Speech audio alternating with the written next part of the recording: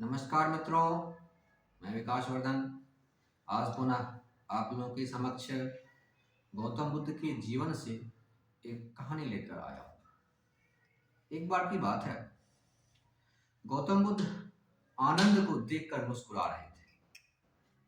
तो आनंद ने कहा कि भगवान, मुझसे कोई गलती हो गई या मेरे चेहरे में कुछ लगा हुआ है जो आप मुझे देखकर मुस्कुरा रहे हैं? तो गौतम बुद्ध ने कहा, नहीं नहीं, तुम्हारे चेहरे में कुछ भी लगा हुआ नहीं है और ना ही तुमने कोई ऐसी बात करी है जिसपे कि हंसा जाए। मैं यह देख रहा हूं, तुम्हारा पूर्व जन्म देख रहा हूं। तो आनंद ने पूछा कि ऐसा क्या है मेरे पूर्व जन्म में? तो बुद्ध ने कहा कि पिछले जन्म में तुम एक हाथी थे और एक बार जंगल में आग लगी। आग बड़ी भीषण थी, बहुत सारे जीव मारे गए। उसी जंगल में तुम भी मारे गए, उसी आग में तुम भी मारे गए थे। लेकिन एक खास बात जो तुम्हारे साथ हुई थी वो किसी अन्य जानवरों के साथ नहीं हुई थी।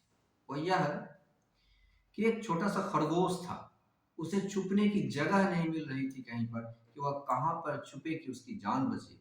तो उसने सोचा कि इतना बड़ा जीव है, मैं इसके पाँव के नीचे ही चला जाता हूँ तो ये शायद मेरी रक्षा कर लेगा। और ऐसा सोचते हुए वह खरगोश तुम्हारे पाँव के नीचे दुबक कर आकर बैठ गया और तुम खरगोश के उस मनोभाव को समझ गए और अपने पाँव को उठाए रखा तब तक जब तक कि आग जलती रही।